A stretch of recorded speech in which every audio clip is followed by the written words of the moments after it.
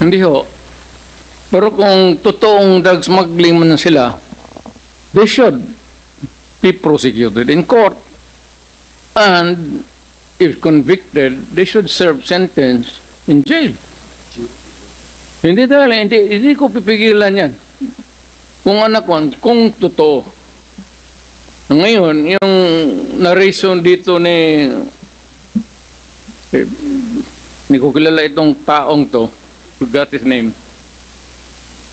Your Honor, if there is an iota of truth,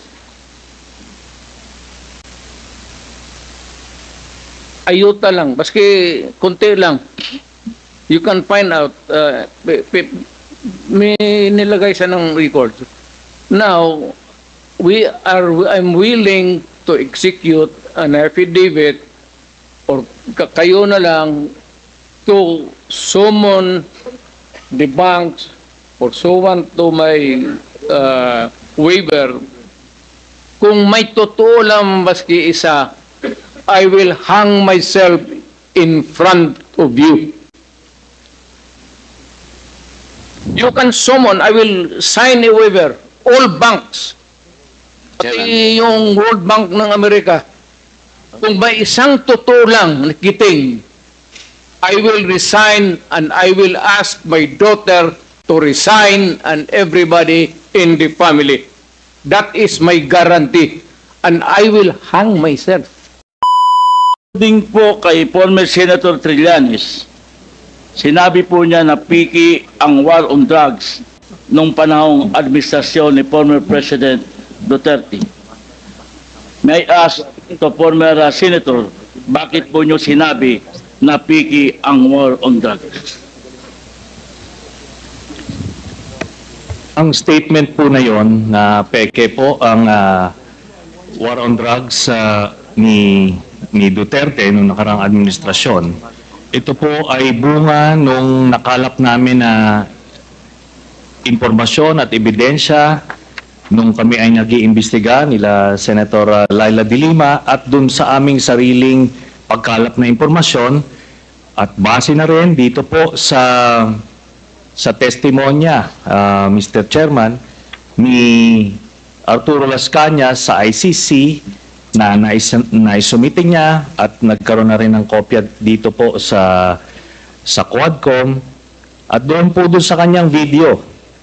Sinabi niya po na ginagamit lang ang war on drugs ni Duterte para takutin ang sambayan ng Pilipino at takutin ang iba't ibang sektor ng lipunan para hindi siya paghinalaan dun sa kanyang sariling involvement sa illegal drugs.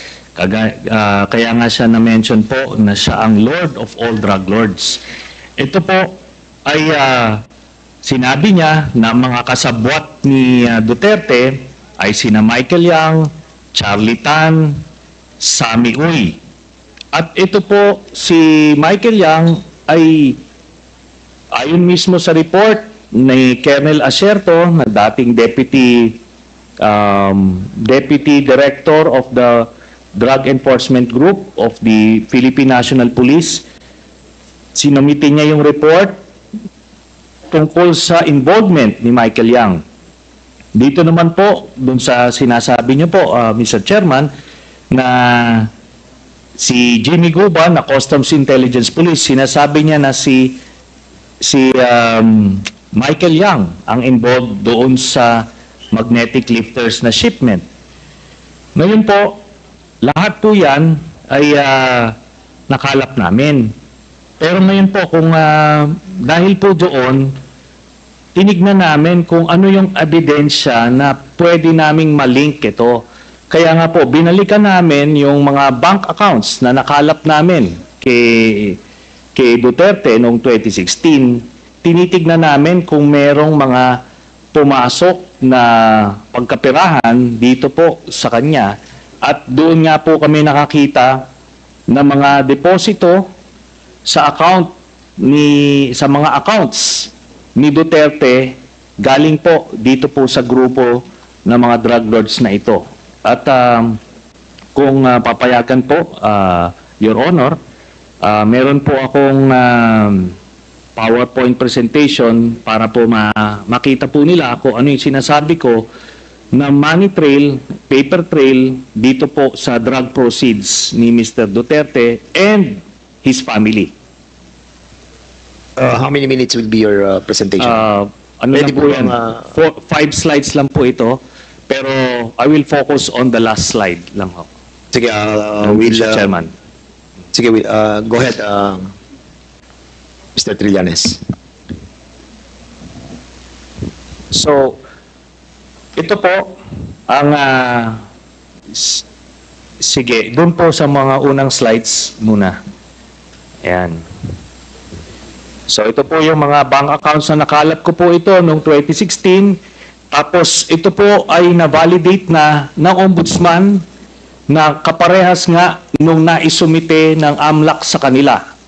Kaya, ano po tayo? Kumpiyansa po tayo sa provenance nitong dokumentong ito. So, sige po, next slide. Ito po yung mga iba't ibang mga pumasok na pagkapirahan kay accounts ni Duterte. Tapos, sige po, next slide. Ayan. So, ang total po ng mga credits na pumasok ay 2.4 billion, no?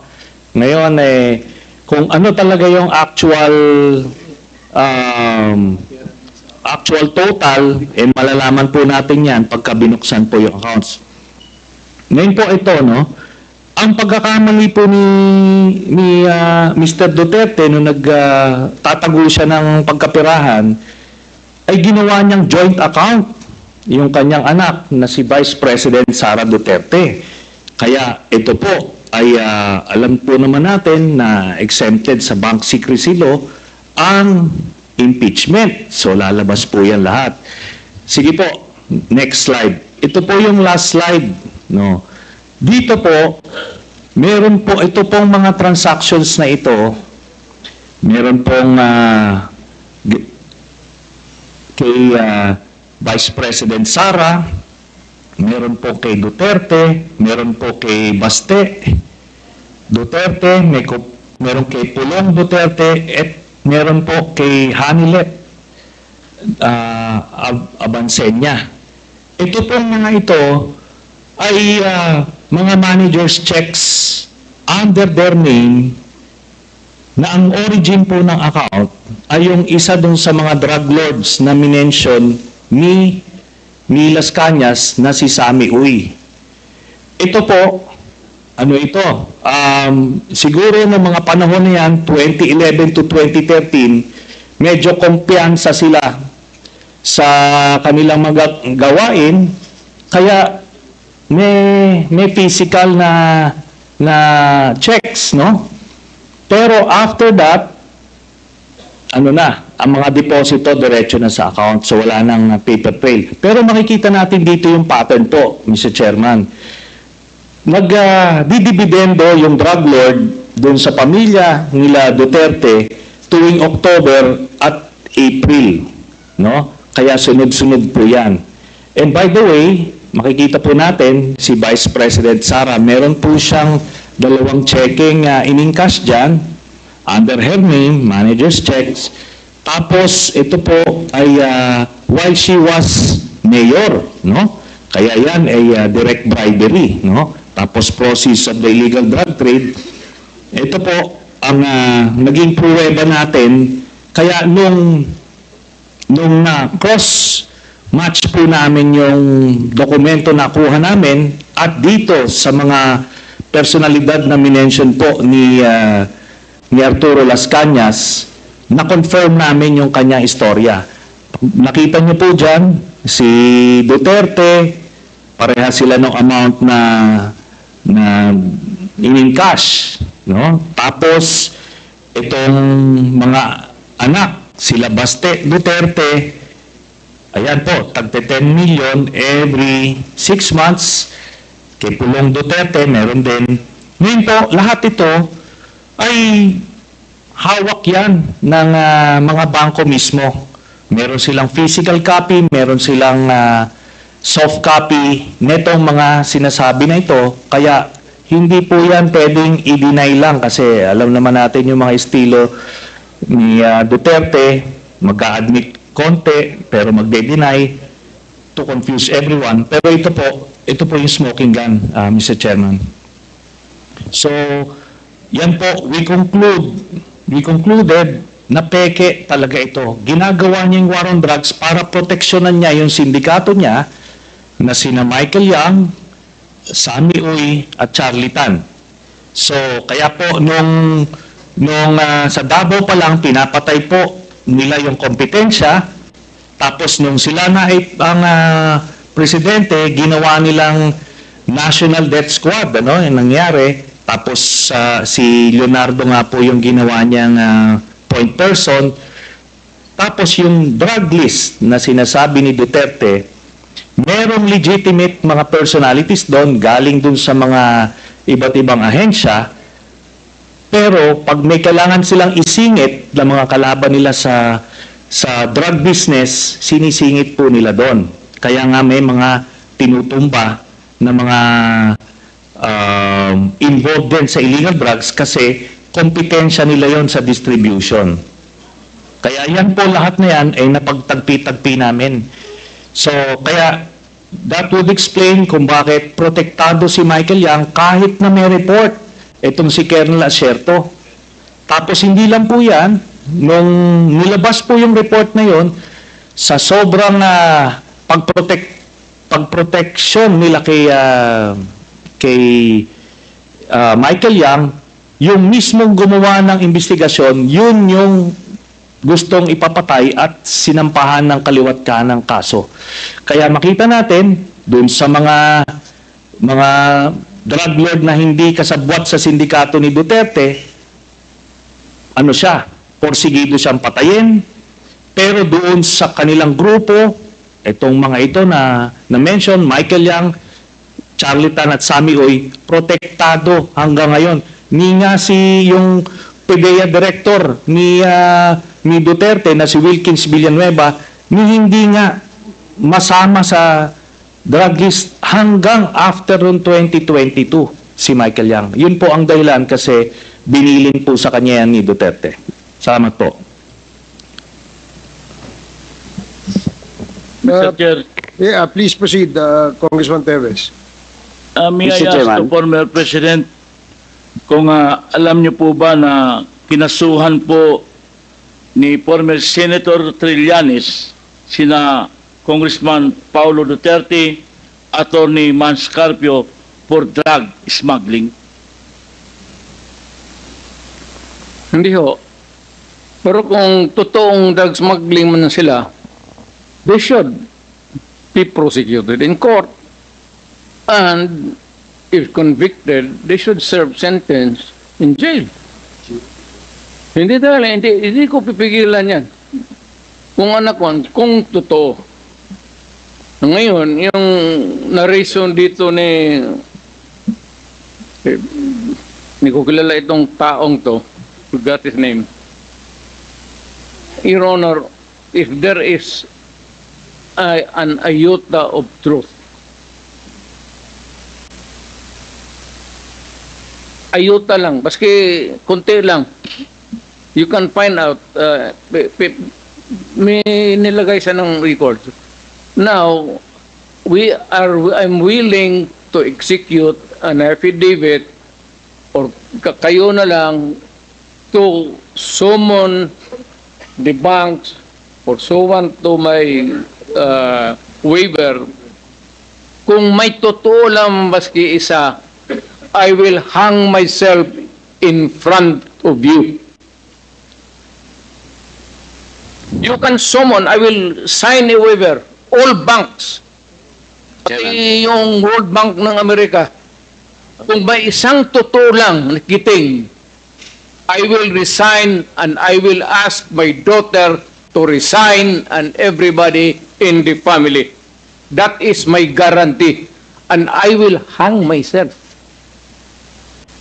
Mr. Chairman. May I know, Mr. Chairman. Sir. Dali Sige, sorry, Congressman Paduano, sige, you and then Congressman Teves, and then I will allow you, Senator Trillanes, after the two members have spoken. Yes, Congressman Thank Paduano. you, Chairman, with the indulgence of Congressman Teves. Ganito lang po, because Senator Trillanes presented yung mga bank accounts.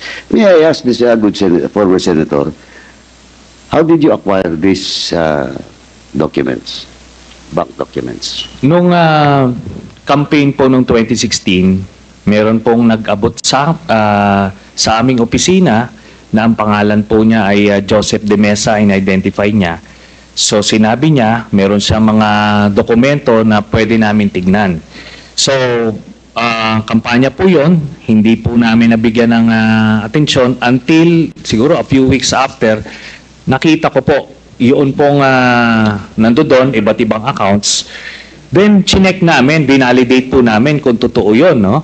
So, may mga nagdeposito po na doon sa iba't ibang accounts ni Duterte, tapos totoo nga, legitimate po. Then, nung kampanya, nilabas ko po ito at inamin mismo ni Duterte na totoo daw kasi una, dinideny po nung kanyang spokesman, but eventually, nung na-corner na siya, inamin niya, no? Tapos, hinamon din niya po kami na magbibigay din siya ng waiver. It's the very same there na sinasabi niya ngayon, o bluff na sinasabi niya. At ano po, ako po ay nagpakita dun sa BPI branch na yon sa Julia Vargas, pero siya po hindi sumipot. Ang sumipot sa kanya, itong si Panelo. Ngayon si Panelo, wala pong dalang waiver. Ang nilabas niya, special power of attorney na may specific conditions. Ngayon po, natapos na lahat yung kampanya, presidente na siya, ni ay ni oy, wala na po nangyari doon. Kaya ito po, inadmit niya na yung mga dokumento na yan. Inadmit niya na yan, no? And let me just comment a bit, Mr. Chairman. Kasi yung sinasabi niya, in relation dun sa case na final ko kay Pulong tsaka kay Manscarpio, sabi niya, edi i-file daw sa korte at harapin nila. Pero yung mga libo-libong mga pinagpapatay never got that privilege of the due process. Pagka wala ka sa grupo niya, hindi ka sa sindikato niya, protektado ka. Kailangan mag-file sa korte. Pero pagkakaribal ka at ordinaryong Pilipino ka, tutumba ka.